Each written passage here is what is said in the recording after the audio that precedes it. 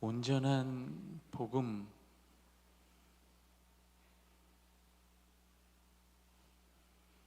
두 번째 시간이고, 세 번째는 성숙한 신앙이니까 온전한 복음만 듣고 성숙한 신앙은 빠지시면 결론이 안 나요.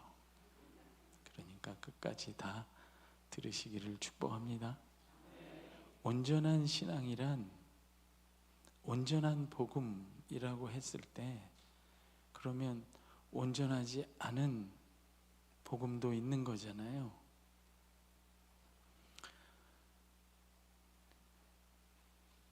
온전하지 못한 복음이라면 복음이 축소된 복음이라고 할 수 있어요. 예수님이 우리에게 주신 기쁜 소식 그 전부가 아니라 축소되고 심지어는 왜곡된 복음을 만일 우리가 갖고 있다면, 우리는 복음, 기쁜 소식 그거를 들어도 그렇게 많이 기쁘지 않을 수 있어요. 어저께 많이 얘기했습니다. 제가 온전한 복음에 대해서 생각을 하다가 어떤 짧은 글을 쓰게 되었는데, 제가 고등학교 때, 중학교 때부터 교회에서 참여했던 수련회를 한번 생각해 봤어요. 그래서 수련회 신학이라는 짧은 글을 한번 썼어요. 별로 관심이 없는 얼굴이세요. 그래도 저는 얘기를 해볼 거예요. 중고등부 때 수련회를 갔는데, 여러분 중고등부 수련회 때 하이라이트가 뭔지 아시죠?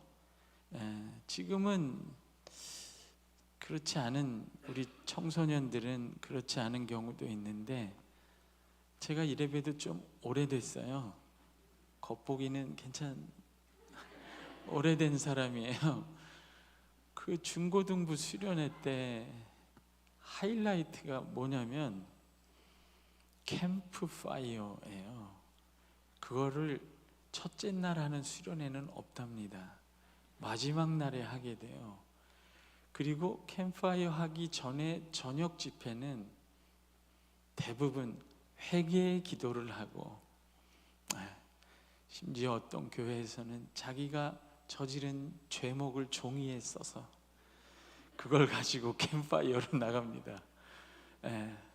남몰래 저금통 털어먹은 거, 몰래 술 한잔 한 거, 이거 다 써가지고 종이에다가 적어서 캠프파이어 할 때 그거를 또 던지고, 뭐 어떤 장로님은 막대기 들고 와서 불쏘시개로 그거 다 태우고, 이런 재밌는 일이 있었는데, 그 요즘의 청소년들은 차라리 좀 그거라도 좀 했으면 좋겠어요. 잘 안 해요. 근데 지금 미소가 가득하신 분들은 그런 경험이 있으신 거고, 연배가 꽤 되신 거예요. 저도 그렇게 수련회를 하는 걸 그렇게 배웠기 때문에 전도사가 돼서도 항상 수련회를 그렇게 준비했습니다. 아무 의식도 없이 첫째 날은 잘 이렇게 복음을 전하고, 뭐 둘째 날 전하고, 셋째 날 모두가 울고불고 죄를 회개해야 되는 거거든요. 그래야 하이라이트가 되는 거고, 그래야 캠파이어가 살아요, 프로그램이. 근데 첫째 날 아이들이 너무 은혜를 받아서 막 회개하고 이러면 자제시켜야 돼요. 이런 식으로 가면 수련회가 뒤에 할 게 없어진단 말이에요. 이해하시는구나. 그래서 제가 전도사가 될 때는 죄송합니다만 의도적으로 학생들이 너무 많이 첫날 이튿날 회개하지 않도록 자제시키고 마지막 날 이렇게 터뜨리는 방식을 했어요. 왜 그랬을까를 돌아보게 된 거예요. 그렇게 해도 제 기억에는 중고등부 때 정말 수련회가 기다려지더라고요. 내 속에 쌓인 죄와 미움과 원망과 실패가 너무 많아서 수련회 가서 카타르시스, 뭔가 쏟아부어야 되겠다, 그래 생각을 하고 수련회 기다려서 정말 그렇게 죄 고백을 하고 죄 사함을 확신하고 캠파이어까지 마치고 집에 들어오면 그때 누나가 있었는데 어떻게 이렇게 천사처럼 둘이 쳐다보는지, 수련회 다음 날 서로 너무 천사처럼 한 번도 다투지 않고 그렇게 딱 일주일을 보내고 그 다음부터는 다시 악마의 아니 너무 다시 그 다음부터는 내년 수련회를 기다려야 되는 거예요. 그때까지는 뭐 죄 지을 거밖에 할 게 없는. 그래서 돌아보면서 왜 우리는 죄 사함 받고 죄 짓고 죄 사함 받고 죄 짓고 나는 나아지는 게 없을까? 세상은 여전히 무섭고 세상은 나와 상관없는 것 같고 세상에서는 뭘 해야 될지 모르겠고, 그래서 사도신경이 생각이 났어요. 어저께도 말씀드렸지만 사도신경, 우리가 예배 때 고백하는 사도신경은 예수님이 성육신, 육신을 입고 오셨다, 성육신, 죽으셨다, 이게 수련의 마지막 날 하는 거잖아요. 부활도 하셨어요. 복음이 벌써 3개예요.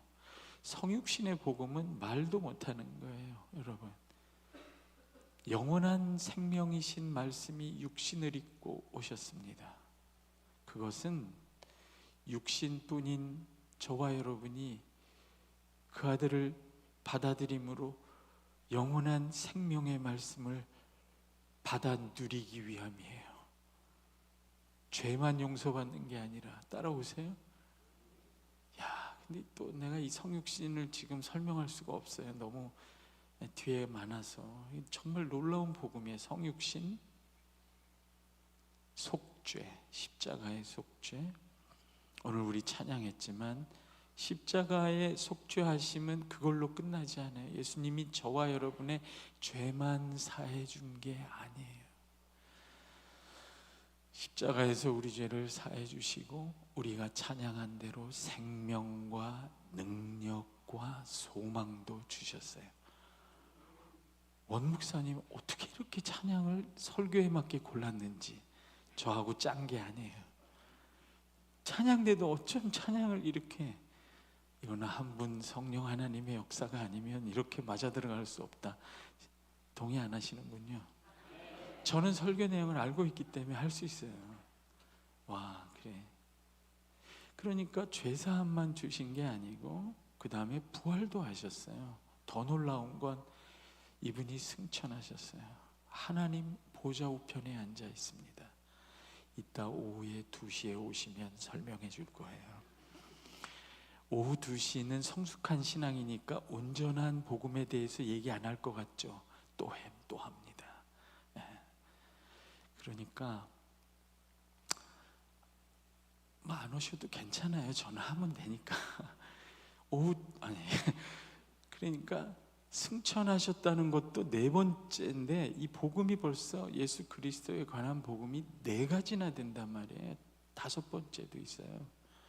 그분이 다시 오셔서 이 세상을 심판하시고 약속한 땅, 새하늘과 새 땅을 창조하십니다. 완성하세요. 여러분이 어저께 받은 그 영원한 부동산 있죠? 받은 사람만 아멘. 그 뭐하러 빠지세요, 수련회를. 지금 부동산을 받은 사람과 있어도 모르는 사람으로 나뉘고 있잖아요. 이 불행한 일에 한 교회에서. 동영상을 참조하세요. 그러니까 새하늘과 새 땅의 복음까지 5개예요. 그런데 왜 제가 생각할 때 내가 참석했던 중고등부 수련회는 왜 첫 번째 속죄함에서 하이라이트해서 끝났나? 그 속죄함은 누렸는데 그 다음에는 너무 공허한 거예요. 그 다음이 없으니까. 따라오세요. 그래서 제가 그 짧은 에세이 같은 글을 썼습니다. 수련의 신학이라고. 예. 제가 책을 많이 쓰는데 책 소개는 안 할게요. 이상해지니까. 그 수련의 신학에다가 이렇게 제안했어요. 만일에 수련회가 4박 5일이면 첫째 날 캠파이어도 하고 속죄도 해라. 둘째 날은 부활 생명, 우리가 예수 믿음으로 죽음을 이긴 부활 생명을 갖고 매일 살고 있다는 사실을 아이들에게 가르쳐라. 세 번째는 그리스도와 함께 하늘에 오르사 하나님 보좌 우편에 앉은 이 놀라운 존귀한 복락을 가르쳐 줘야 된다. 세 번째는 이미 새하늘과 새 땅을 받아 누려서 어저께 설교한 대로 영원한 부동산을 가진 영원한 나라를 이미 소유한 사람으로 이 세상에 나가면 지지 않을 거다. 이 세상에. 아멘 나오잖아요. 그러면 오늘부터 수련회 5일차를 아니에요. 이렇게 하면 정말 든든하게 이 온전한 복음으로 아이들이 무장이 돼서 나오지 않을까, 그런 생각을 했습니다. 그렇게 온전한 복음, 온전한 복음이라는 거는 예수님이 우리에게 또 다른 복음을 줘야 되는 게 아니에요. 이미 예수 그리스도께서 우리에게 주신 기쁜 소식, 그분이 육신을 입고 오시고 죽으시고 부활하시고 승천하시고 다시 오셔서 새하늘과 새 땅을 창조하시고 완성하시는 이 온전한 복음, 그거를 우리가 더 알고 누리면 되는 거예요. 주님이 더 할 필요가 있는 게 아니라 우리가 그걸 찾아 누리시기를 주의 이름으로 축복합니다. 저는 시작을 했지만 우리 목사님께서 계속해서 풍요한 복음을 저와 여러분에게 많이 더 알려주실 거라고 생각해요. 그 온전한 복음이라는 관점에서 제가 어렸을 때부터 교회에서 들어왔던 복음, 저도 교회를 많이 돌아다니지 않습니까?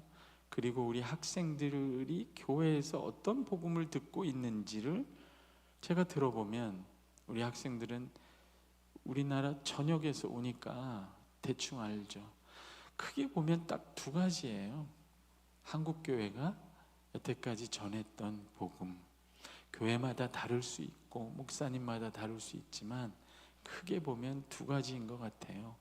첫째는 우리가 다 알고 있는 예수를 믿으면 믿음으로 오직 은혜로 하나님이 그 아들로 말미암아 내 죄를 용서해 주시고 나를 의롭다 하시고 오직 믿음으로 오직 은혜로 나를 구원해 주신다. 아멘. 그건 우리가 잘 알고 있어요. 사람이 자기의 행위와 공로를 내세워서 하나님 앞에 의로워질 수 있는 사람은 없어요. 오직 그 아들이 자기의 목숨을 우리 대신 내어주심으로 우리가 의롭다함을 입고 그분을 믿고 구원을 얻는 거예요. 예수 믿고 구원받는다 하는 거. 예수 믿음으로 내 죄 사함이 내 죄가 사하여졌다. 이거는 우리가 잘 알아요. 오직 은혜로 구원받는다. 그 다음이 제가 생각할 땐 이거예요. 예수 믿고 구원은 받고 천당은 가는 것이니까 세상에서는 예수 잘 믿고 예수 안 믿는 세상 사람보다는 빨리 많이 성공하는 게 믿음의 성공이다. 그렇게 많이 가르친 것 같아요. 아멘 안 하는 거 보니까 이 교회는 바르게 배운 거예요. 근데 많은 교회들이 그렇게 배워요. 구원은 믿음으로 받는 것이고 은혜로 받는 것이니 나는 예수 믿고 구원은 따놓은 당상이니까 이제부터 예수 잘 믿고 헌금 잘 내고 교회 생활 잘해서 세상에서 복을 받자. 그렇게 두 가지로 되어 있는 것 같아요. 그런데 그러면 구원을 확신하고 신앙생활 잘해서 복을 많이 받아서 세상에서 성공해서 성공한 그리스도인으로 끝나면 좋은데, 가만히 보니까 많은 경우에 또 전체적으로 예수 믿고 구원 확신하고 예수 믿고 신앙생활 잘해서 세상에서 성공했는데 시험 들더란 말이에요. 세상에서 복을 받아 세상을 얻었는데 그 세상처럼 더러워지는 경우도 있더란 말이에요. 그 세상처럼 함께 썩어져 가고 헛된 자랑에 빠지고 그 세상처럼 허무한 일에 자기를 던져버리는 그런 그리스도인, 그런 목회자도 많더라는 거예요. 여러분, 교회가 막 부흥해서 예배당도 크게 짓고 그러면 아무 일 없는 교회는 거의 없습니다. 시험에 들어버려요. 왜 예수 믿고 복을 받아 세상을 얻으면 그 세상 때문에 시험에 드는가? 예수 믿고 복 받아서 집값이 2배로 뛰면 금요 기도회, 수요 예배 잘 안 나올 확률이 높아요. 모르시죠? 예수 믿고 받을 복을 다 받았는데 뭐하러 또 와서 기도하겠어요? 실제로 서울에 강남에 있는 어떤 교회 목회자에게 들은 얘기예요. 그때 한꺼번에 집값이 엄청나게 뛸 때 수요 예배, 금요 기도회 참여율이 뚝 떨어졌다고. 어디가 있을까 그분들? 말하지 않겠어요. 모르니까. 예. 강남에 놀 곳이 많죠. 예수 믿고 복 받아서 목회 성공한 목사님들도 시험에 드는 목사님들이 엄청 많아요.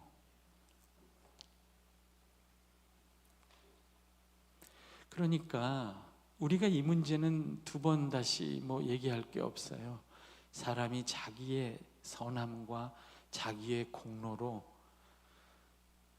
구원받는 건 아니에요. 그건 다 알아요. 은혜로 구원받는 거, 예수를 믿음으로 구원은 믿음으로 받는 건데, 세상에서 뭘 하냐, 어떻게 살아야 되느냐 할 때 우리가 배운 거는, 제가 볼 때 예수 믿고 세상에서 복 받으세요. 예수 믿으면 세상에서 복 받고 잘 됩니다. 그렇게 많이 가르쳤다 그 말이에요. 이렇게 딱. 그러니까 제가 볼 때 앞에 거는 복음이 좀 축소된 거고 뒤에 거는 심지어 복음이 좀 왜곡된 걸로 보이는 거예요. 예수 믿고 세상에서 잘 돼서 승진하고 복을 받고 세상을 얻으면 그걸로 끝나면 좋은데, 예수 믿고 세상 복을 얻고 타락하는 사람들이 많이 보이는 거예요. 예수 믿고 복 받고 시험 드는 가정도 많습니다.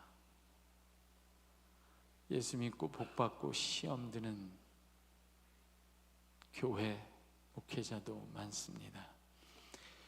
예수 믿고 복을 받고 세상을 얻었는데 그 세상처럼 더러워지고 썩어지고 허무해지는 성도들, 목회자도 많습니다. 그러면 어떻게 하나요? 또 죄사함 받으면 되죠. 그러니까 할 수 있는 게 죄사함 받고 죄 짓고 죄사함 받고 죄 짓고 죄사함 받고, 그만할까요? 이거밖에 딱히 할 게 없는, 물론 우리는 날마다 용서받아야 합니다. 그리고 용서를 구해야 하고, 하루라도 하나님께 죄사함 받지 않고 서로를 용서하고 용서를 구하지 않고 살 수 있는 사람은 없어요. 그건 너무나 필요한 거지만, 세상을 향하여 이런 태도를 가질 때 이게 정말 올바른 복음인가 생각하게 돼요. 여러분이 저를 오해하실까 봐 제가 한마디 해둘게요. 저는 복을 좋아합니다. 좋아하게 생기지는 않았지만 좋아해요. 하나님은 만복의 근원이시고 복 싫어하는 사람은 없어요. 제가 깨달은 건 이거예요. 예수 믿으면요, 어쩔 수 없이 복을 받습니다. 지금 여러분 이 시간에 여기 없으면 어디 가서 돈 쓰겠죠. 이렇게 성경 공부하고 성경 읽고 하면요, 기억력이 쉽게 감퇴 안 해요. 더 생생해질 수 있습니다. 네. 예수 믿는 사람이 알코올 중독이 돼서 대전역 앞에서 추운 겨울에 얼어 죽을 확률이 거의 없어요. 오래 사십니다. 네. 천국을 그리워한다는데 잘 안 가세요. 건강해져가지고 뭐 나쁜 거를 할 일이 별로 없어요. 네. 그리고 직장에서도 또 잘 견뎌요. 왜냐하면 이놈은 직장 때려쳐야지. 그리고 사표까지 쓰고 마지막으로 주일 예배 드리자 하고 딱 왔는데 그날따라 목사님의 설교가 인내하라. 그러면 한 주 견디는 거예요. 그러다가 인정을 받고 이놈은 가정 내가 잘못 만났어, 때리쳐야지. 그리고 맘먹고 남편은 여기 앉아있고 부인은 저쪽에 앉아서 예배를 드리는데 그날따라 또 목사님의 설교가 원수를 사랑하라. 그래서 하루 견디다 보면 40년 50년을 사는 거예요, 평화롭게. 그러면 그게 얼마나 잘한 일인지 나중에 깨닫게 되는 거란 말이에요. 그러니까 예수 믿으면 따라 하셔야 돼. 한번 해봅시다. 예수 믿으면 어쩔 수 없이 복을 받는다. 복 받는 게 문제가 아니라 복을 받아서 문제인 거예요. 그 복 속에서 시험에 드니까. 그러니까 그걸 가만 놔둬도 복 받고 잘 사는데, 예수 믿고 복 받는 게 성공한 신앙이라고 가르치면 예수 믿고 복 받아서 성공해서 시험 들고, 그런 사람 많습니다. 어떤 사람은요, 그렇게 가르치니까 예수 믿고 아무리 신앙생활 잘해도 세상에서 복을 많이 못 받고 성공을 못 하는 거예요. 그러면 또 시험 들어요. 따라오세요? 조금 복잡해집니다. 정신 차리세요.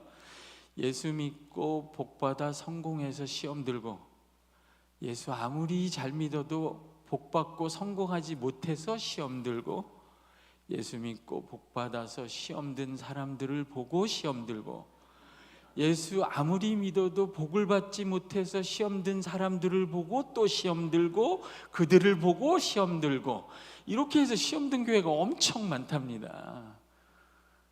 진짜 그래요. 그러니까 세상이 그렇게 만만한 곳이 아니라고 어저께 배웠어요. 예수 그리스도의 십자가, 그 죄 없으신 예수님이 이 땅에 오셔서 십자가를 지시고 그 더러움을 씻어내는, 죄를 사하시는 그 일을 하실 수밖에 없었다는 것이 그리스도의 십자가가 드러내는 게 뭐냐면, 이 세상은 죄 아래 있다는 뜻이에요. 사과인데, 너무나 맛있고 달콤한 사과인데 썩어 있어요. 더러워진 사과란 말이에요. 동의 안 하셔도 사실이에요. 왜 마스크는 쓰고 계세요? 세상에 오염됐기 때문에 그런 거예요. 여러분 이렇게 돌아다니다 집에 가면 손 안 씻으세요? 왜 그래요? 세상은 물리적으로 오염된 곳이에요. 도덕적으로도 아무도 죄를 피할 수 없습니다. 밖에 나갔다 들어오면 손을 씻어야 되는 것처럼 아무도 죄를 피할 수 없습니다. 세상은 오염된 것 중에 가장 오염된 것, 거짓으로 가득 차 있습니다. 그러니까 세상에서 제일 흔한 일이 속는 일이에요. 정말 많이 속습니다. 길거리에 지나가다가 옛날에 TV에 나왔어요. 어떤 여대생이 도를 아십니까? 그래서 쫓아갔더니 구술해야 된다. 4천만 원이 든다. 4천만 원을 모아가지고 구술했는데 그 4천만 원을 옆에 사람이 훔쳐가요. 누구냐면 그 구술해준 무당의 사촌 동생이에요. 이런 얘기 그만해. 그 돈을 또 갚아야 되니까 그 집에 가서 육체노동을 합니다. 당신 보니까 뭐가 여기 앉았다. 그 말에 속아요. 그냥 너무나 많은 거짓말들이 세상 속에 가득합니다. 세상은 오염된 곳이에요. 죄가 가득한 곳입니다. 왜요? 거룩한 하나님과 분리되어 있기 때문입니다. 그러니까 예수 믿고 복 받아서 좋은 직장 가면 끝나는 게 아닌 거예요. 거기서 더러움을 만납니다. 세상은 죽음 아래 있습니다. 이 밝고 화사한 주일 아침에 이런 얘기를 해서 죄송한데요, 불편한 진실이에요. 세상은 썩어짐 아래 있습니다. 아무도 이 죽음을 피할 수 없는 곳이에요. 그러니까 생명의 주께서 오셔서 죽고 부활하셔야 되는 거예요. 그분이 오셔서 병자만 계속 고치면 되잖아요. 굶주린 자만 먹이면 되잖아요. 근데 그게 그분의 사역이 아니었어요. 그분이 죽고 부활하셔서 사망의 권세를 깨트리셨어요. 이런 게 복음입니다. 드디어 사망이 지배하는 이 땅에 사망을 이긴, 죽음을 이긴 부활 생명이 들어왔다는 소식, 이런 게 복음인 거예요. 교회만 이 복음을 전할 수 있습니다. 왜요? 그 아들 예수 그리스도만 죽음을 이기셨기 때문에 그래요. 그러니까 이 세상은 죽고 죽이는 일로 가득합니다. 남을 짓밟고 자기가 잘못한 것임에도 불구하고 그 잘못에 대한 대가를 다른 사람을 집어다가 거기다 넣어서 죽입니다. 부장이 잘못한 건데 말단 직원한테 뒤집어 씌워서 죽이고, 죽이는 일이 난무한 곳이에요. 썩어짐이 지배하는 곳입니다. 그러니까 예수님이 부활하셨다는 게 기쁜 소식이 됩니다.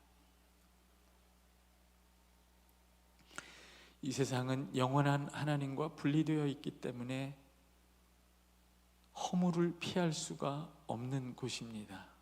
의미가 없기 때문에 그래요.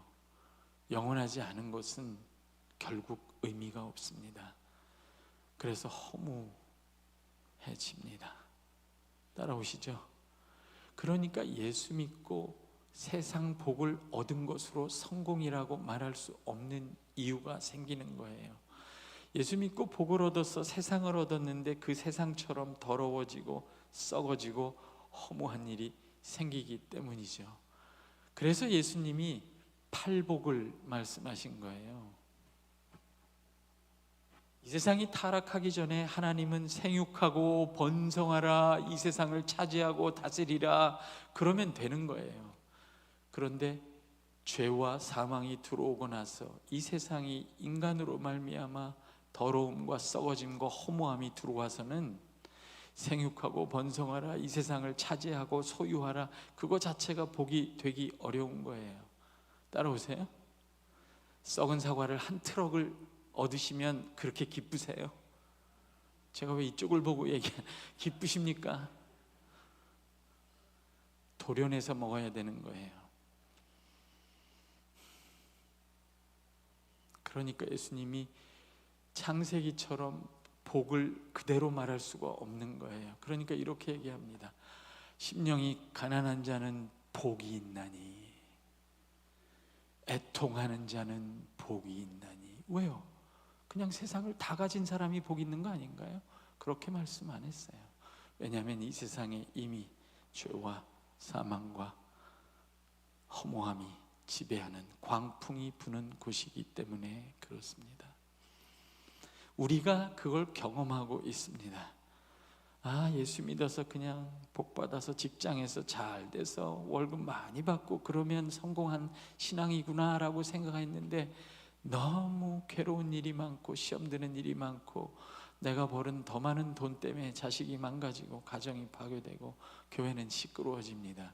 교회가 돈이 너무 많아졌는데 너무 시험이 많이 들고 싸움이 많이 일어나요. 도대체 어떻게 된 거죠? 세상의 액면 그대로, 하나님이 창조하신 그대로 생명과 선이 가득한 곳이 아니기 때문에 그렇습니다. 불편하지만 베드로전서가 폭로하는 대로 세상은 더러움과 썩어짐과 허무함이 지배하는 곳입니다. 그래서 사도 요한은 요한계시록에 가면 심지어 이런 말을 합니다. 세상을 보고, 당시 로마 제국을 보고 짐승이다, 음녀다, 바벨론이다. 이 아름다운 세상을 그렇게 표현합니다. 그게 세상의 실체라고 폭로합니다. 여러분, 조금 낯설고 불편하게 들려도 이 말을 들으시는 것이 여러분이 이 세상에서 여러분을 지키는데 큰 도움이 되시리라고 믿습니다. 여러분, 세상을 살면서 짐승을 만난 적이 없으세요? 와, 짐승같이 나를 물어뜯는구나. 있으시죠? 세상에 그냥 좋은 것이라고 생각하고 따라갔는데 음녀를 만난 적이 없으세요? 음녀와 같이 나를 유혹해서 나를 더러움과 죽음과 썩어짐으로 끌고 가는 세상을 만난 적이 없으신가요? 아이들이 아멘 하잖아요. 여러분이 절제하니까. 이 세상이 약속의 땅인 줄 알고 들어갔다가, 여러분, 이 세상이 약속의 땅인 줄 알고 들어갔다가 이게 내가 포로가 된 바벨론 같다고 느낀 적이 없으세요? 야, 예수 믿고 잘 됐다, 약속의 땅이다 하고 들어갔는데 죄의 포로가 되고 죽음의 포로가 되고 허무함의 포로가 돼서 세월을 낭비한 적은 없으세요? 구약 역사가 이걸 보여줍니다. 구약 역사가. 이스라엘 백성에게 하나님이 젖과 꿀이 흐르는 땅을 약속했는데 그들이 그 땅에 들어가서 그 세상 때문에 망했어요. 성경의 역사는요, 좀 아프지만 이렇게 표현할 수 있어요. 우리 식으로 표현하면 예수 믿고 복 받고 망한 역사예요. 이스라엘 백성이 하나님을 만나서, 전능하신 하나님을 만나서 엄청난 기적을 경험합니다. 하나님이 홍해를 가르셨어. 광야에서 우리를 먹이셨어. 기적적으로 우리가 강한 백성이 됐어. 우리가 손으로 짓지 아니하고 우리가 노동하지 않은 성읍과 땅을 우리에게 거저 주셨어. 우리는 강대국이 되었어. 그래서 그 강대국이 되어서 그 젖과 꿀이 흐르는 땅에 들어가서 그들의 소원이 이런 거였어요. 기도 제목이 왕이신 하나님 앞에, 하나님 우리에게도 왕을 주옵소서. 하나님, 당신은 여태까지 우리에게 기적과 은혜를 베푸셨지만 비켜달라는 거예요. 우리도 세상 사람처럼 왕을 달라는 거예요. 우리도 세상 나라처럼 되게 해 주옵소서. 그들이 원하는 게 세상이었어요. 그래서 세상같이 됐어요. 그러니까 더 이상 그 열방, 일곱 족속이 둘러서 있는 가나안 땅, 세상 한복판에서 그들이 존재할 필요가 없었어요. 빛과 소금이 될 수가 없었기 때문이죠. 하나님이 세상 속에 세상을 놓으면 그 세상이 뭐가 되겠어요? 아무 일도 안 일어납니다. 그래서 그들은 쫓겨납니다. 그 땅에서. 그게 구약 백성의 역사입니다. 그게 유럽 기독교의 역사입니다. 예수 믿고 성공하는 것까진 다 합니다. 예수 믿고 복 받는 것까진 다 해요. 근데 그 복 속에서 세상과 함께 망합니다. 세상처럼 더러워지고 세상처럼 썩어지고 세상처럼 허무해져요. 이게 엄청난 시험인 거예요. 그 길을 미국이 가고 있고 어쩌면 그 길을 대한민국 교회가 가는 거예요. 예수 믿고 복 받고 강대국, 세계 12대국이 됐죠. 그래서 어떻게 됐습니까? 교회는 영적으로 죽어가고 굶주림이 없어지고 분란이 많아지고 사람들은 교회 오기 싫어하고 설교가 30분을 넘으면 몸을 비틀기 시작하고. 여러분한테 하는 얘기는 아니에요. 여러분 지금 많이 견디고 계세요. 영적으로 고갈되고.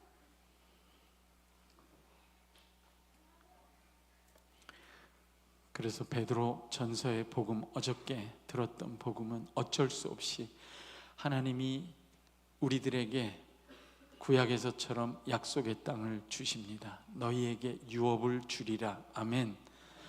복음은 처음부터 단순히 속죄가 아닙니다. 우리를 깨끗하게 하시고 우리의 죄를 사하시는 이유는 거룩한 백성이 되어 더럽지 않은 나라를 소유하고 누리게 하심이에요. 그러니까 하나님은 저와 여러분에게 처음부터 땅을 주시려고 하는 거예요. 아멘? 어제 안 오신 분도 아멘? 처음부터 하나님은 구약에서부터 그냥 죄만 사해 주려고 하는 게 아니라 거룩한 백성이 되어 죄 없는 땅, 더럽지 않은 땅을 하나님의 나라를 유업으로 받게 하시려고 하는 거예요. 아멘. 그래서 거칠게 표현하면 예수 믿고 여러분은 땅을 얻게 되신 것입니다. 아멘. 이런 복음을 70년대 땅 투기가 일어나던 한국교회에 제가 그때부터 했어야 되는 건데 늦었어요. 예수 믿고 여러분은 영원히 흔들리지 않는 땅, 부동산을 얻으신 겁니다. 아멘. 왜 아멘이 줄어들까? 확신하세요? 네, 하나님이 주신 거예요. 땅은 땅인데 더럽지 않고 썩지 않고 쇠하지 않는 땅을 주셨다. 더럽고 썩어지고 허무한 땅을 주신 것이 아니에요. 그러나 땅이에요. 땅은 땅이에요. 하나님의 나라를 유업으로 주셨는데 더럽지 않고 썩지 않고 쇠하지 않는 나라를 주셨다. 아멘. 그것을 베드로후서에 가면 따라오시죠? 새하늘과 새 땅이라고 얘기합니다. 참 이런 거 복음 전하는 거 봤어요? 대한민국에서 새하늘과 새 땅 열심히 전하는 사람이 둘이 있는데 하나는 최영삼이고 하나는 이만희예요. 여러분, 코로나가 터졌을 때 대구에서 우리나라에서 가장 큰 이단이 실체를 드러냈습니다. 어떤 이단인가요? 신천지였어요. 그때 신천지가 그렇게 큰 이단이라는 걸 한국교회는 몰랐어요. 엄청나게 큰 이단이 되었어요. 신천지가 뭐의 약자입니까? 새하늘과 새 땅. 그걸 성경대로 가르치지 않고 과천에 땅이 있다 해서 그거 하나씩 팔아먹는 거예요.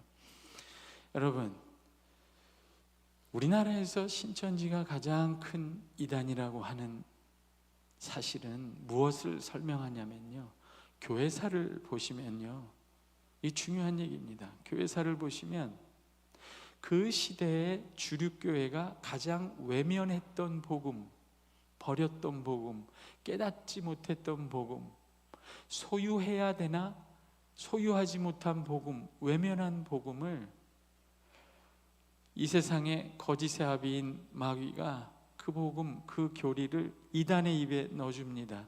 그래서 그 이단이 그 교회가 외면한 복음을 가져다가 강력한 거짓 가르침을 만들어서 주류교회를 괴롭히는 거예요. 따라오세요. 예를 들면 삼위일체 복음이 교회가 그게 정리가 되지 않았을 때 가장 많이 그 시대에 생겼던 이단이 어떤 이단일까요? 삼위일체 이단이에요. 따라오세요. 그러면 교회는 정신을 번쩍 차리고 삼위일체에 대한 교리를 정립해서 올바른 복음을 전하기 시작합니다. 자, 그러면 여러분 생각해 보세요. 이 시대의 가장 큰 이단이 신천지라는 건 무슨 뜻이에요? 우리 주류 교회가 가장 외면한 복음이 새하늘과 새 땅의 복음이란 뜻이에요. 이런 거는 아멘이 안 나와요. 이게 진짜 맞는 말이에요. 그러면 우린 뭐 했나요? 예수 믿고 세상에 머리를 쳐박고 세상을 얻는 일에 전력 투구를 한 거죠. 새하늘과 새 땅이 아니라 더럽고 썩어지고 허무한 땅을 얻는 것을 교회의 목표로 삼은 거죠. 그러니까 교회가 더럽고 썩어지고 허무해진 거죠.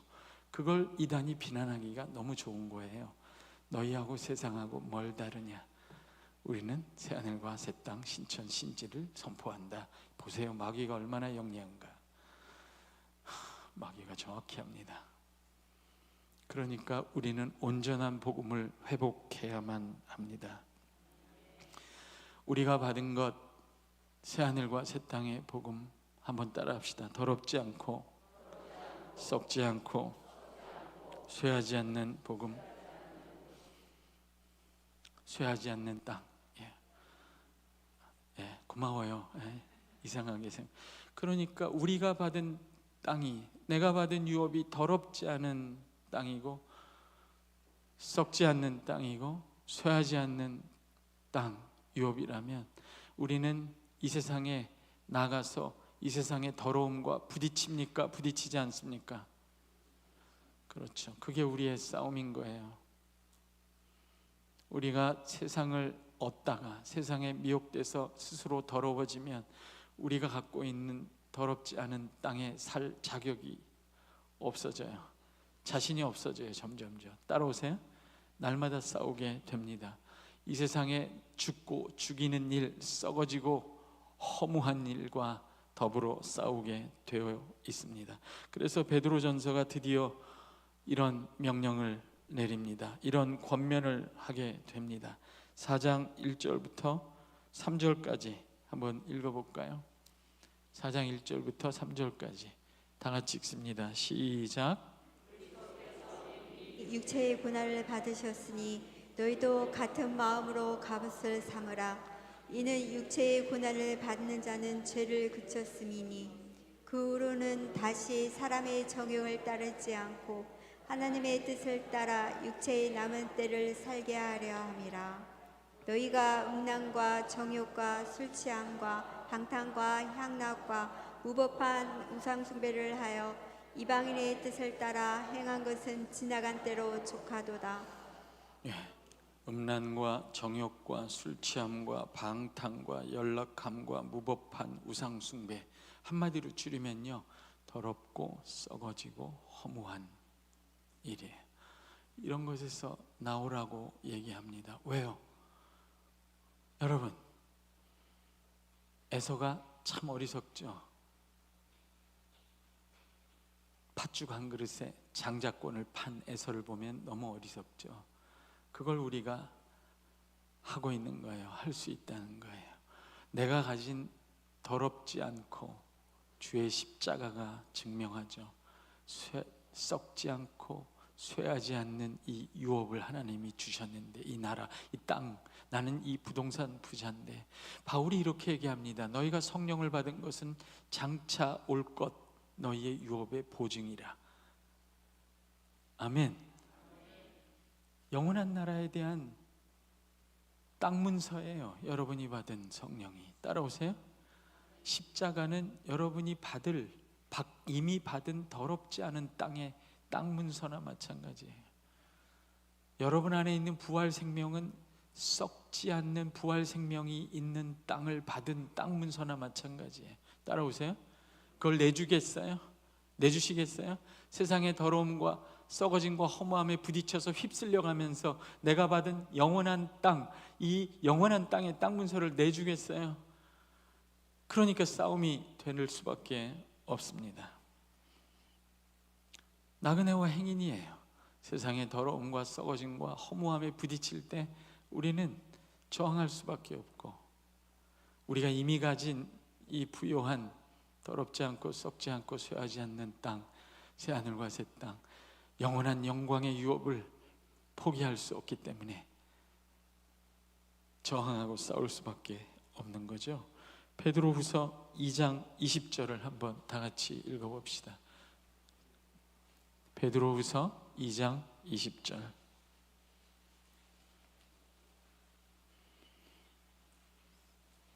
베드로후서 2장 20절입니다. 찾으셨어요? 예, 한번 읽어보겠습니다. 시작. 만일 그들이 우리 주 대신 구주 예수 그리스도를 알므로 세상의 더러움을 피한 후에 다시 그 중에 얽매이고 지면 그 나중 형편이 처음보다 더 심하리니. 더러움을 피한 후에 그리스도의 십자가로 하나님이 저와 여러분을 깨끗하게 하셨습니다. 속죄하셨어요. 그것뿐이 아니에요. 깨끗하게 하신 후에 깨끗한 땅, 이 땅이라고 해도 속이 시원하지 않아요. 저는 깨끗한 부동산을 주셨어요. 그러니까 우린 부동산 하면 머리가 확 돌잖아요. 부동산? 네. 깨끗한 부동산을 주셨는데 여러분이 세상의 더러움에 다시 얽매이게 되면 그거를 놓치겠어요? 이 갈등이 생깁니다. 따라오세요. 그러니까 베드로가 너희가 세상의 더러움을 피한 후에, 세상의 더러움이라고 하잖아요. 그게 특징이기 때문에 그렇습니다. 세상의 더러움을 피한 후에 다시 그 중에 얽매이고 지면, 예수 믿고 세상을 얻었는데 세상의 더러움에 얽매이면 지면 금 시험에 듭니다. 그러니까 다시 얽매이고 다시 돌아가지 말라고 이야기합니다. 너무 어렵죠? 쉽지 않죠? 그래서 또 하나님이 기쁜 소식을 우리에게 주십니다. 아멘. 하나님은 모든 은혜를 주세요. 따라해 보십시다. 온전한 복음. 이 진짜 이제 내가 하고 싶은 이야기입니다. 다시 베드로전서로 와보세요. 1장 5절 한번 읽어보겠습니다. 베드로전서 1장 5절 시작. 너희는 말세에 나타내기로 예배하신 구원을 얻기 위하여 믿음으로 말미암아 하나님의 능력으로 보호하심을 받았느니라. 하나님의 능력으로 보호하심을 받았어요. 내 백성이니까 내가 지킨다 하신 거예요. 능력으로 보호하심을 입었어요. 이 세상에서도 내가 더러움과 썩어짐과 허무함의 광풍에 휩쓸려 가지 않도록 하나님이 자기의 능력으로 우리를 지키십니다. 아멘. 나 혼자 하라고 하면 못할 거예요. 여기서 아멘하고 난 부동산이 좋아, 더럽지 않고 썩지 않고 소야지 않는 부동산이 나한테 있어, 이게 좋아, 난 안 놓칠 거야 해도 세상에 나가면 더러움과 썩어진 거 허무함에 휩쓸리기 좋은데, 지금 하나님이 전하시는 복음은 이거라는 거예요. 내가 너를 지키겠다는 거예요. 어떻게? 그거를 찾으면 점심을 먹을 수 있는 겁니다. 6절을 한번 읽어보십시오. 6절 시작. 그러므로 너희가 이제 여러 가지 시험으로 말미암아 잠깐 근심하게 되지 않을 수 없으나 오히려 크게 기뻐하는도다. 여러 가지 시험을 당할 거라는 걸 알고 계세요. 하나님이 알고 계세요. 이 세상의 더러움과 썩어짐과 허무함에 휩쓸려갈 위험과 시험에 들 거라는 걸 알고 계세요. 그런데 5절에 하나님이 믿음으로 말미암아 하나님의 능력으로 보호하심을 입었다, 이렇게 얘기합니다. 그러니까 믿음의 역할은 우리가 받은 살아있는 소망을 빼앗기지 않게 하는 수단이에요. 아멘. 우리가 받은 살아있는 소망을 빼앗기지 않도록 하나님이 믿음을 통해서 우리 안에 신기한 능력으로, 하늘의 모든 능력으로 우리를 지키십니다. 아멘. 믿음이라는 것은 첫 번째 뜻이 받는다 하는 뜻이에요. 믿음은 순종이라는 의미 이전에 뭘 받는 거예요. 하나님께로부터 오는 신령한 것을 받는 능력입니다. 받아서 하나님을 신뢰하게 되고 그리고 순종하게 돼요. 수납 받는 겁니다. 그래서 믿음을 통해서 하나님의 신기한 능력을 받아서 그 신기한 능력이 우리 안에 있는 살아있는 소망을 지켜내는 거죠. 아멘. 그러면 믿음을 통해서 뭘 받게 되었나요? 드디어 본문으로 왔어요. 여러분 오래 기다리셔서 감사합니다. 1장 22절 한번 보십시오. 놀라운 이야기입니다. 우리가 믿음으로 받은 게 뭔가? 우리의 소망을 지켜내는 하나님의 능력입니다. 그게 뭔지 아세요? 따라해 보세요. 살았고 영원한 말씀. 그 말씀을 우리가 받은 거예요. 믿음으로. 근데 그 말씀을 너무 놀랍게 묘사합니다. 22절 한번 읽어보세요. 22절 시작. 너희가 진리를 순종함으로 너희 영혼을 깨끗하게 하여 거짓이 없이 형제를 사랑하기에 이르렀으니 마음으로 뜨겁게 서로 사랑하라. 사랑이 어디서 나오나요? 진리에서 나옵니다. 저 말씀이 놀라운 게 뭐냐면 깨끗하게 하여라는 말이에요. 세상의 특징이 더러움이라고 했죠. 날마다 세상의 더러움, 세상 속에 들어가 더러워지는 우리를 깨끗하게 할 능력이 어디 있다고 말합니까? 22절에 진리예요. 말씀에 있습니다. 그게 말씀의 첫 번째 특징이에요. 깨끗하게 합니다. 23절, 24절, 25절 한번 같이 읽어보겠습니다. 23, 24, 25 시작.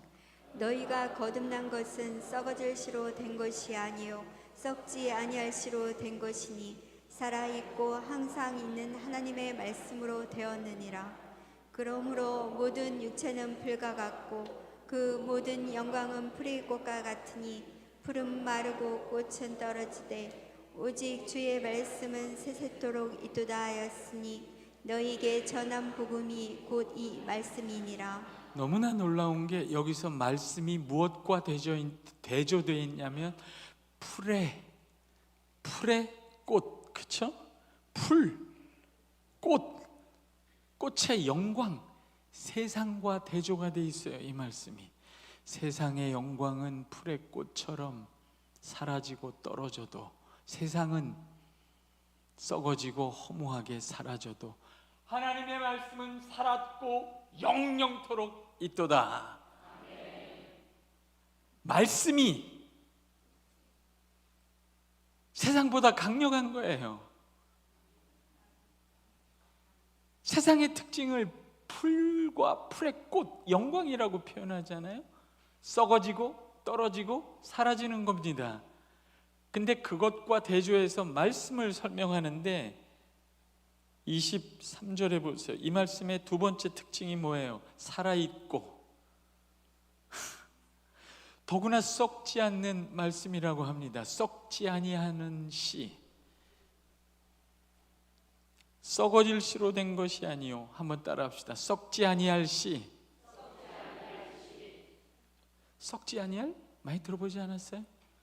여러분이 받은 하늘의 유업, 이미 소유하고 있는 그 땅의 두 번째 특징이 썩지 않는 땅이에요. 근데 말씀도 썩지 않는 거예요. 나만 재밌나요? 아까는 말씀의 특징이 깨끗하게 하는 능력인데 더럽지 않게 하는 능력, 더러움에서 우리를 깨끗하게 하는 능력이에요. 말씀의 첫 번째 특징이. 두 번째는 썩지 아니할 말씀이에요. 씨앗이에요. 하나 남았죠? 더럽지 않고 썩지 않고 뭐요? 말씀의 세 번째 특징을 보세요. 항상 있는 말씀. 와, 신학교 오세요? 재미없어요? 더 놀라운 건요, 이 말씀의 특징이 더럽지 않고 썩지 않고 쇠하지 않는 영원한 말씀, 살았고 영원한 말씀이라는 것만이 아니라 이거예요. 너희가 거듭난 것이, 영적 생명을 가진 것이 썩지 아니할 씨로 되었느니라. 그게 무슨 말씀인지 아세요?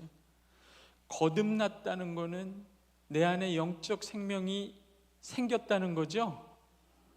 더럽지 않고 썩지 않고 쇠하지 않는 땅을 가진 내 거듭난 심령, 여러분의 마음, 늘 유혹을 받고 시험에 들고 걱정과 염려와 세상에서 더러움에 공격을 받고 썩어짐의 위협을 받고 허무함에 휘둘리는 이 마음, 거듭난 심령, 비록 그렇게 휘둘리더라도 여러분의 거듭난 심령 안에 썩지 아니할 씨의 살았고 영원한 말씀이 심어져 있다는 거예요. 이게 온전한 복음이에요. 제 말 이해하시겠어요?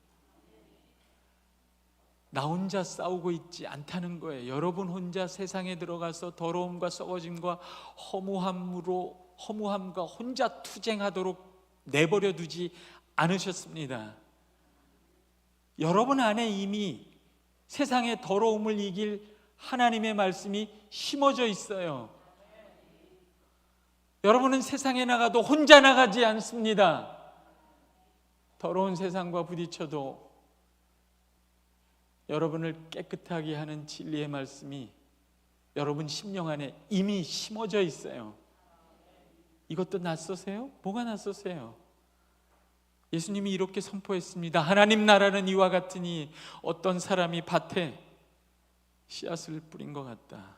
그 밭은 사람들의 마음이고 씨앗은 하나님의 말씀이다. 하나님 나라는 이렇게 오는 거예요.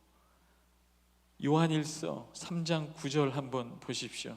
이게 베드로만 이렇게 얘기하는 게 아닙니다. 요한일서 3장 9절 따라해 보세요. 온전한 복음, 온전하게 우리를 기쁘게 만드는 소식이란 말이에요. 이런 게 진짜 기쁜 소식이에요. 예수님이 내 죄를 사해 주셔서, 잘 들으세요, 너무나 고마워서 여러분 혼자 분투하고 싸우고 울고 불고 헌신하는 게 아니에요. 여러분의 죄만 사해 준 게 아니라 죄를 사해 주신 여러분의 심령 안에 더럽고 썩어지고 허무한 세상을 이기고도 남는, 우리를 깨끗하게 하며 살았고 영원한 말씀의 씨앗을 심어버리셨어요. 여러분의 심령에. 따라해 보세요. 나는 혼자가 아니다. 여러분 혼자가 아니에요. 요한일서 3장 9절을 보세요. 이게 진짜 온전한 복음입니다. 요한일서 3장 9절 다 같이 읽습니다. 시작. 하나님께로부터 난 자마다 죄를 짓지 아니하나니 이는 하나님의 씨가 그의 속에 거함이요 그도 범죄하지 못하는 것은 하나님께로부터 났습니다. 하나님께로부터 낳았다는 말은 엄마가 나를 낳았다 그러면 육적 생명이잖아요. 하나님께로부터 낳았다는 것은 예수 믿고 영적 생명을 가졌다는 거예요. 제가 볼 때 우리 중에 아무도 영적 생명을 못 가진 사람은 없는 것 같아요. 1시간이 넘는 하나님의 말씀을 이렇게 듣고 있다는 건 여러분 안에 영적 생명이 있다는 거예요. 있어요. 없으면 듣지를 못합니다. 벌써 나갔죠. 아무도 안 나갔어요. 모두 다 하나님께로부터 난 영적 생명을 가지고 있어요. 그러면 영적 생명을 가지고 있는데 그거는 그냥 빈 건가요? 텅텅 비었나요? 여러분 안에 있는 영적 생명 안에는 뭐가 있다고 얘기합니까? 요한일서 3장 9절에 다시 보세요. 하나님의 씨여, 보세요. 하나님께로부터 난 자마다 죄를 짓지 아니하나니. 잘 들어보세요. 여러분 죄 안 지으세요? 짓습니다. 이 말씀을 기록한 사도 요한이 저와 여러분이 죄를 짓는다는 사실을 모르지 않아요. 앞부분을 보면 범죄한 자마다 속죄 제물이 있으니 알아요.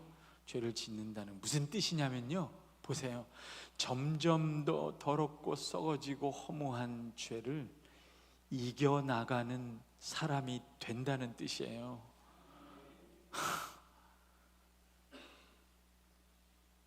우리 중에는요, 죄짓고 용서받고 죄짓고 용서받고 죄짓고 용서받는 거 외에 다른 것을 모르는 사람들도 있어요. 제가 알려드릴게요. 여러분 안에는 하나님의 씨가 심어져 있습니다. 여러분 혼자가 아니에요. 본문을 보세요. 하나님께로부터 난 자가 죄를 점점 짓지 않고 죄를 이기게 되는 근거가 뭡니까? 뭐라고 얘기합니까? 당신이 결심해서, 당신이 노력해서 그것도 필요한 거예요. 그러나 뭐라고 얘기합니까? 무엇이 있기 때문에, 너희 안에 무엇이 있기 때문에 하나님께로부터 난 자가 죄를 점점 짓지 않고 죄를 이기게 된다고 말합니까? 뭐가 있어요? 어디에 있습니까? 옆 사람한테 있어요? 그러니까 이렇게 하셔야 돼. 할 수 없어. 이렇게 내 안에 심어진 하나님의 씨 있습니다. 아멘. 이런 게 복음이에요. 여러분 방에 혼자 앉아 있어도 세상에 나가서 더러움과 썩어진 거, 허무함의 유혹에 부딪힐 때도 여러분 혼자가 아니에요.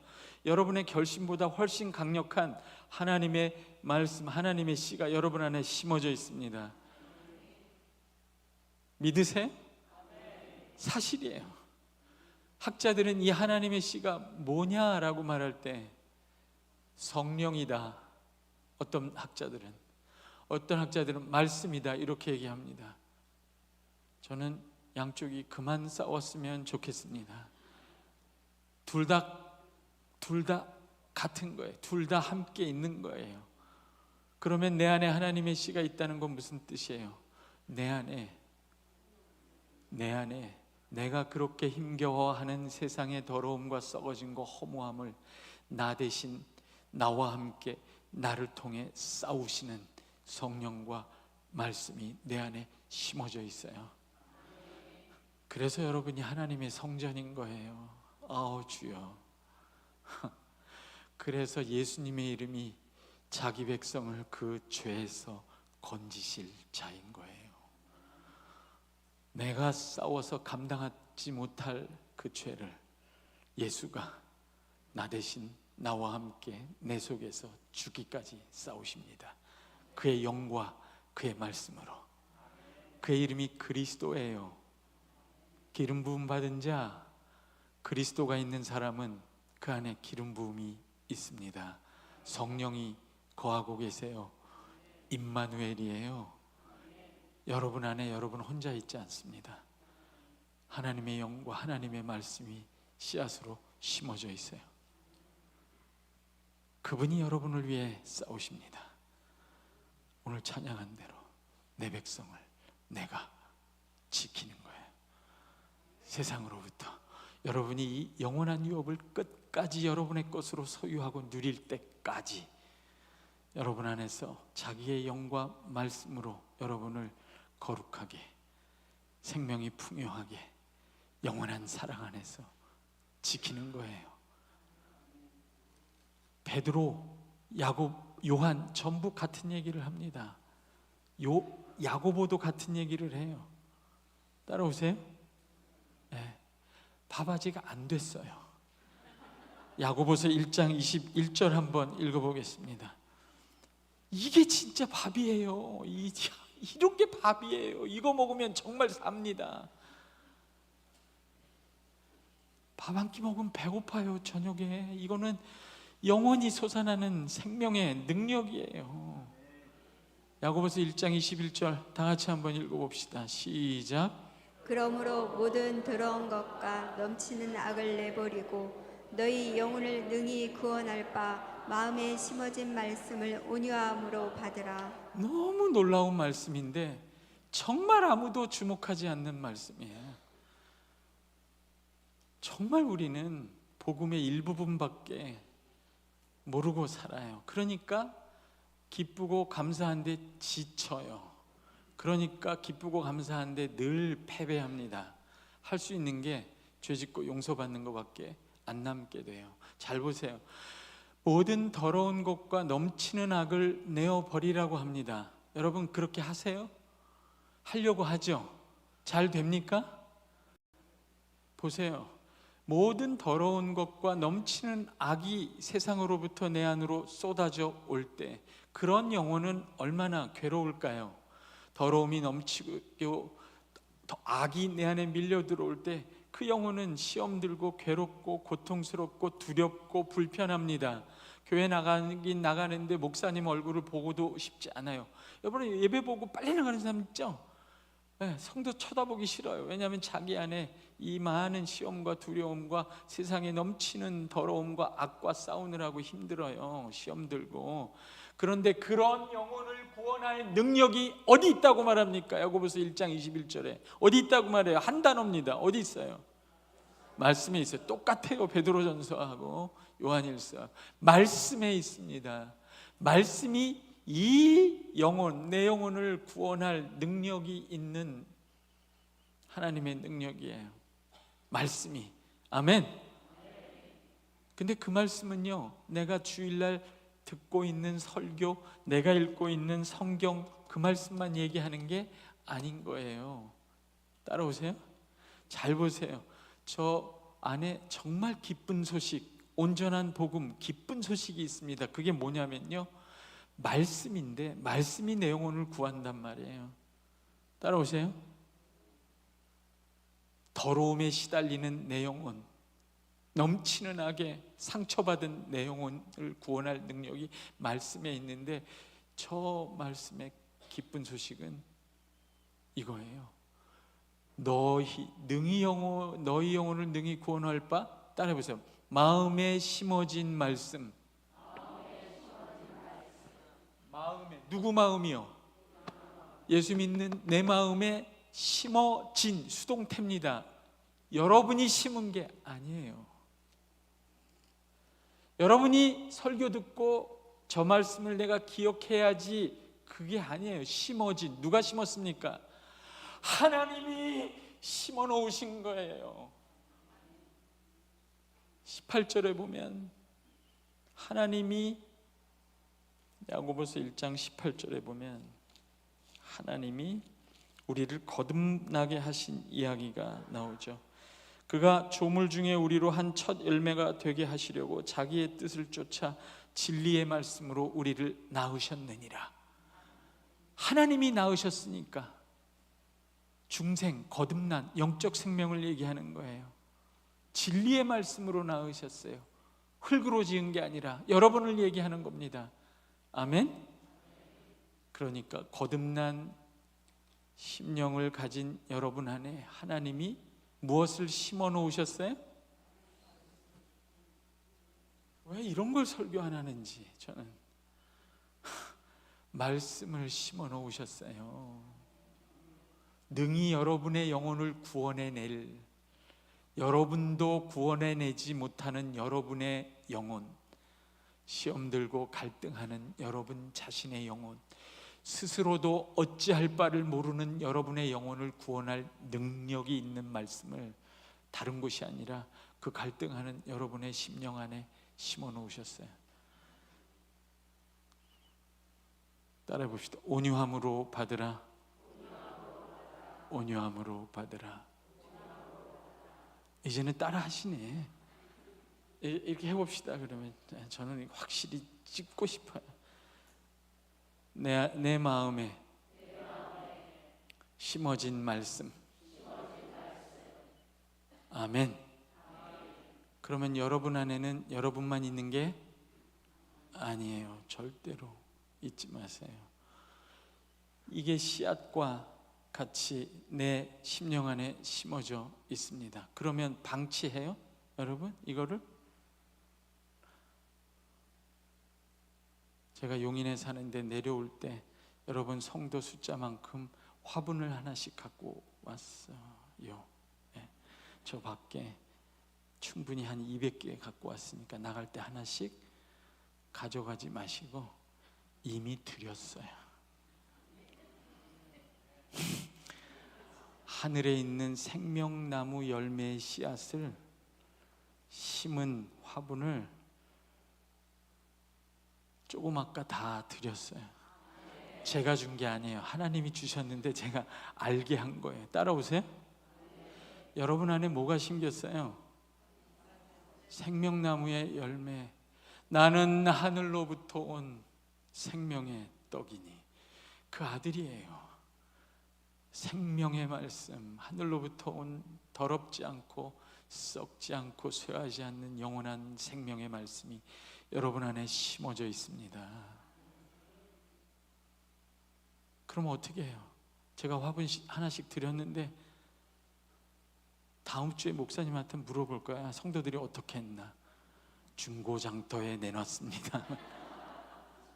어떻게 해요 그러면?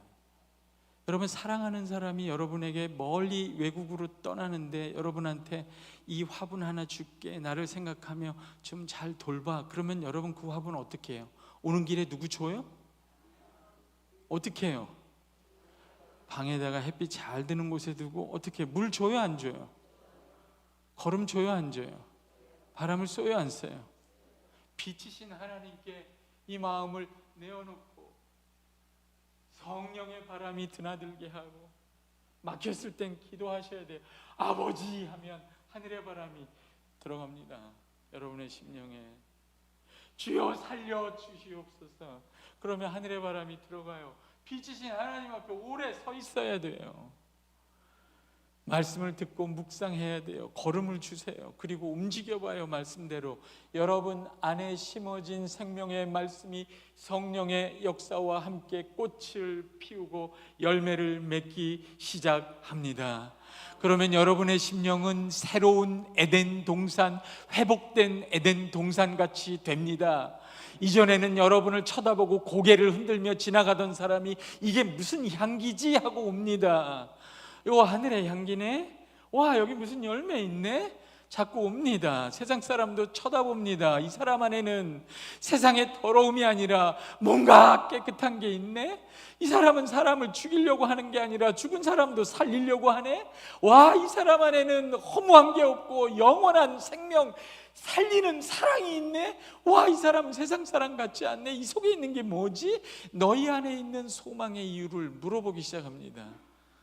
하하, 그게 하나님 백성이에요. 여러분, 하나님의 나라는 정확히 예수님이 말씀하신 대로 이런 식으로 세상에 옵니다. 베드로도 이렇게 설명했고요, 요한도 이렇게 설명했고, 야고보도 이렇게 설명했습니다. 제가 생각해 봤는데 왜 이 세 사도가 이렇게 설명했는지 생각해 보니까 답이 나왔어요. 야고보, 베드로, 요한 전부 예수님이 살아있을 때 예수님이 들에서 산에서 하나님 나라에 대해서 설교한 걸 직접 들었어요. 아까 얘기했죠. 하나님 나라는 이와 같으니 어떤 사람이 밭에 씨앗을 뿌린 것 같다. 그 밭은 사람들의 마음이고 씨앗은 하나님의 말씀이라. 여러분, 이게 옛 언약 때, 옛 언약 백성이 실패하고 나서 예레미야 선지자가 내다본 미래였어요. 그날에는 내 백성의 심령에 내가 내 법을 직접 기록하리라. 그게 이루어진 거예요.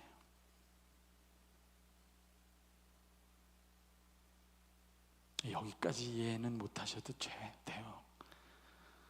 중요한 거는 여러분은 혼자 있지 않다는 거예요.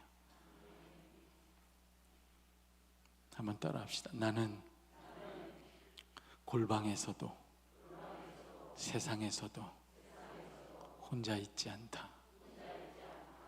여러분 안에 됐어요. 여기까지. 여러분 안에 내 안에 하나님의 생명의 말씀이 심어져 있고, 계속 따라 하실 거죠? 네. 여러분이 설교하세요. 그럼 이제부터 성령님이 거하고 계세요.